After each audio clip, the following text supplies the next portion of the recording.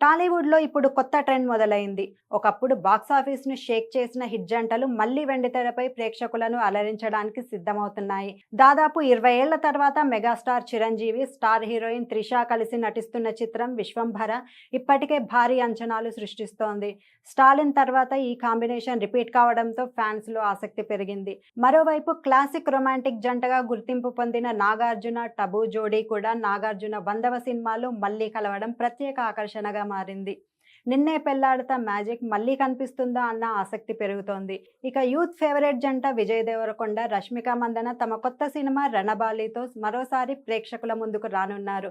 పాత జ్ఞాపకాలు, కొత్త కథలు కలిసిన ఈ ట్రెండ్‌తో టాలీవుడ్‌లో నాస్టాల్జియా హవా మొదలైంది. హిట్ కాంబినేషన్లు తిరిగి రావడం ప్రేక్షకులకు డబుల్ ఎంటర్‌టైన్‌మెంట్ ఇవ్వబోతుందని సినీ విశ్లేషకులు భావిస్తున్నారు.